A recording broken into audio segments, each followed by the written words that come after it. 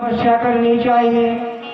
तो नारद जी ने कहा कि तुम बस तपस्या करो कि ओम, सिर्फ ओम का ही तुम्हें जाप करना है। तो हिमालय की बेटी ने हिमालय की गुफाओं में बैठकर 10,000 वर्ष तक तपस्या की है। और कौन सा व्रत माता पार्वती ने किया है? तीजा का व्रत, जिस व्रत को हम लोग, हमारी माताएं साल में एक बार करती हैं, निर्जला जल भी नहीं पीती हैं, ऐसा व्रत हमारी माता पार्वती ने 10,000 वर्षों तक व्रत किया है।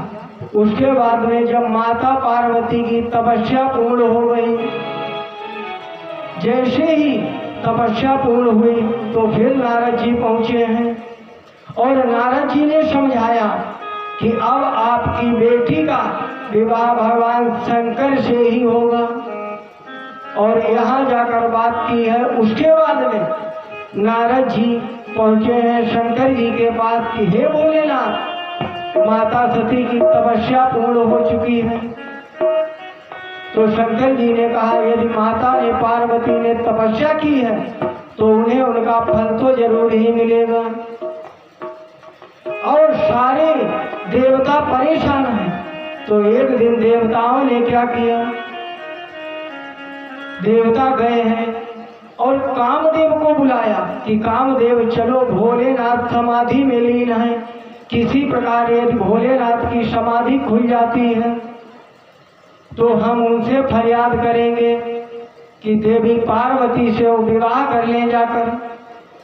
भक्तों, जैसे ही कामदेव को बुलाया गया तो कामदेव, ध्यान रखना, योगी मुनि सभी की तपस्या कामदेव ही बिगाड़ते हैं।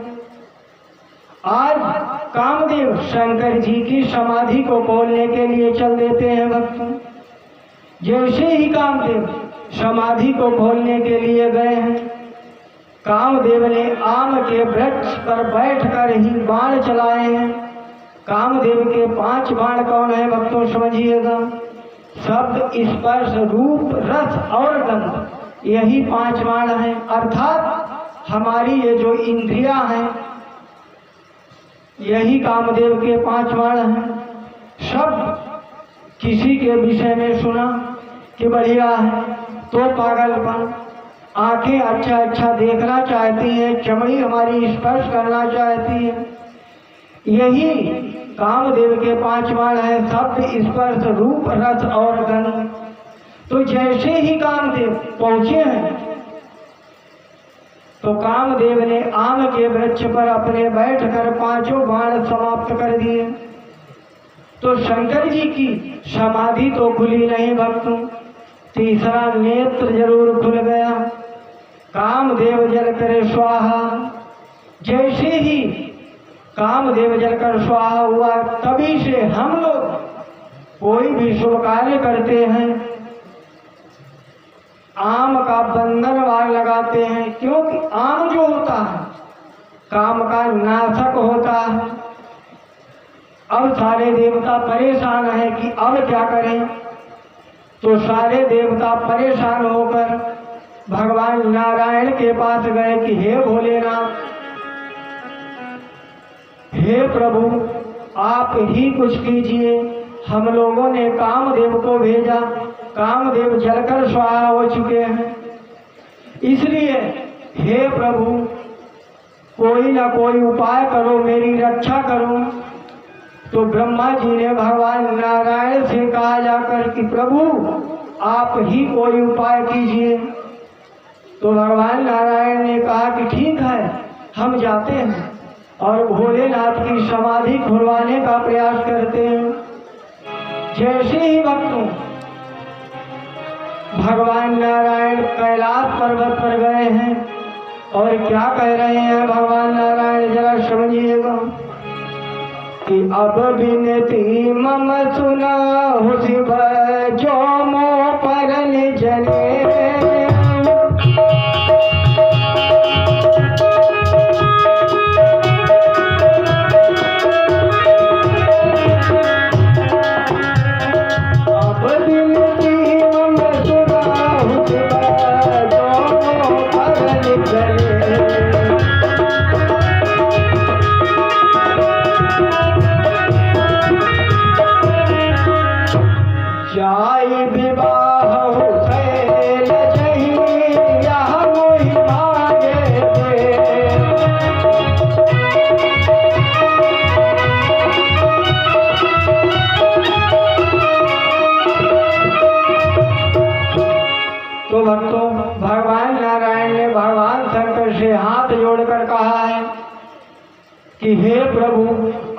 आपके विवाह से इन देवताओं का कष्ट दूर होने वाला है, इसलिए आप विवाह कर लीजिए।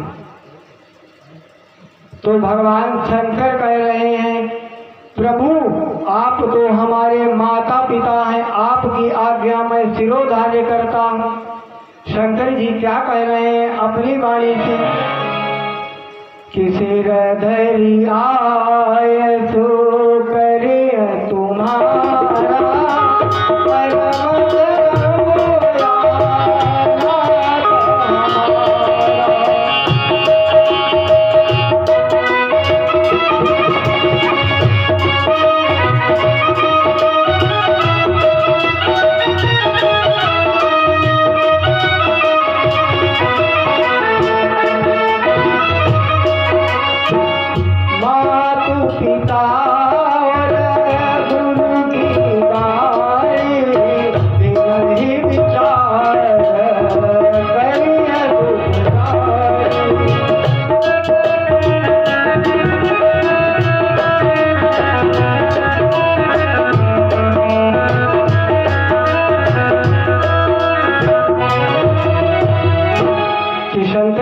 कितनी बढ़िया आज्ञा है। शंकर जी अपनी जबान से कह रहे हैं कि प्रभु आप तो हमारे माता पिता हैं, आपकी आज्ञा मैं शिरोधार्य करता हूँ, इसलिए आपकी आज्ञा मैं शिरोधार्य करके मैं विवाह करूँगा। और अब मैं करता हूँ विवाह। तो जैसे ही शंकर जी ने मंजूरी दी है, अब नारद जी तुरंत ही गए हिमालय जी के पास और पूरी व्यवस्था तैयार कर दी। हिमालय जी तैयार हो गए विवाह के लिए। अब यहाँ शंकर जी की शादी का मुहूर्त निकाला गया, महाशिवरात्रि तिथि निकाली गई और सभी देवता आकर बधाई दे रहे हैं, भोलेनाथ बधाई हो, भोलेनाथ बधाई हो। और शंकर जी ने तुरंत ही सनकादियों को भी बुलाया, सप्त ऋषियों को बुलाया है कि जाओ देवी पार्वती की परीक्षा लो जाकर, वो शादी के योग्य हैं या नहीं है। तो किसी ने कहा कि भोलेनाथ आप कैसे हैं पति? अरे हैं तो आपकी वही पत्नी जो जल गई थी, आप रो रहे थे, अब शादी का समय आया, मुहूर्त भी निकाल लिया गया, अब आप उनकी परीक्षा लेकर देख रहे हैं। तो शंकर जी ने कहा कि आग तो उन्होंने ही लगाई है, इन्होंने मेरे प्रभु की परीक्षा ना ली होती तो मैं इनकी परीक्षा नहीं लेता, इसलिए मैं इनकी परीक्षा लूंगा और बगैर परीक्षा के स्वीकार नहीं करूंगा। अब सब ऋषि भक्तों पहुंचे और क्या कहने लगे कि सुनो देवी पार्वती, हम भगवान नारायण गुड़िया के गुड़िया के 21 रुपया श्रद्धा सुमन भगवान को अर्पण समर्पण हो रहे हैं। व्यास जी की तरफ से कामन मंगल कामना है। बोले गोविंद भगवान की जय। भक्तों जैसे ही सप्त ऋषि पहुंचे हैं तो सप्त ऋषियों ने कहा कि सुनो देवी, हम भगवान नारायण की तरफ से बिल्कुल पक्की बात करके आए हैं और आपका विवाह भगवान नारायण से मैंने बात की है। तो माता पार्वती कहने लगी, क्यों हमारा विवाह भोलेनाथ से नहीं हो सकता? तो सप्त ऋषि कह रहे हैं विवाह तो हो सकता है, लेकिन क्यों उनसे करना है? अरे वहाँ तो व्यवस्था कोई अच्छी नहीं है, आप इतनी सुशील हैं, सुंदर हैं, कहाँ ठिठुरती घूमती रहेंगी?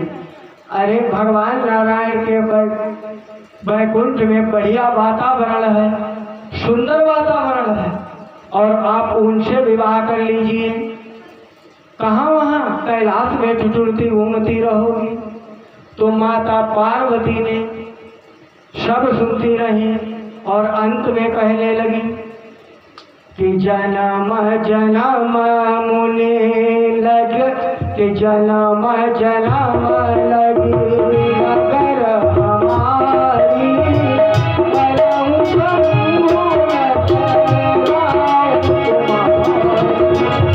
परम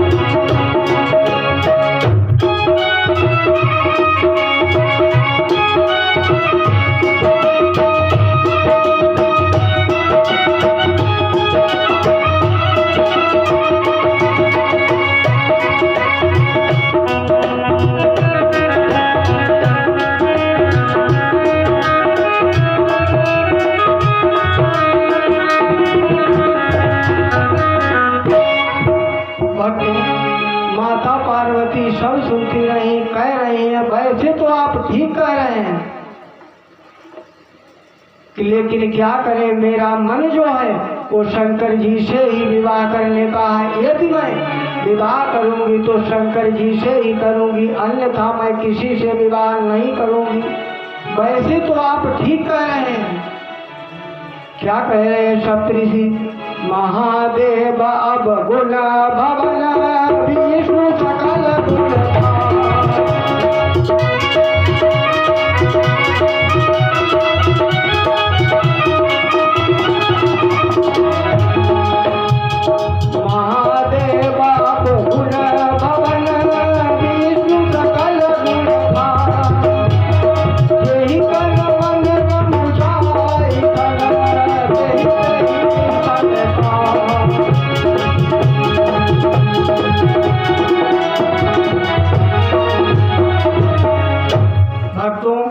वैसे तो आप सप्तऋषियों ठीक कह रहे हो, शंकर जी में कोई गुण नहीं है और भगवान नारायण गुणवान है, लेकिन हमें कोई गुणवान भी नहीं चाहिए।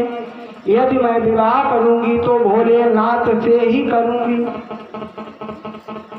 और मुझे कोई गुणवान भी नहीं चाहिए।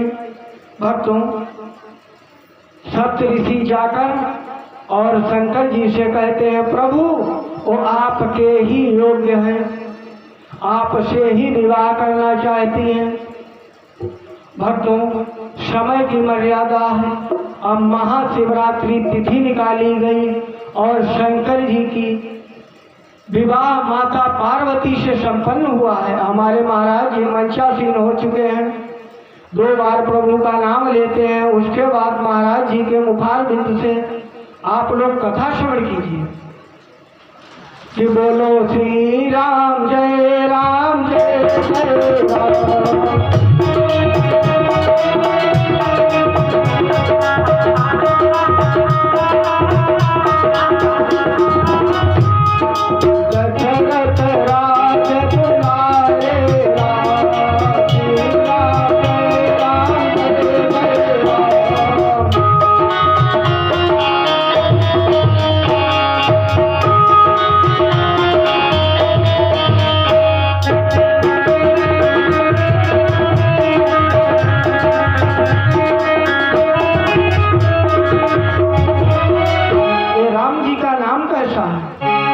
गणिका को तारा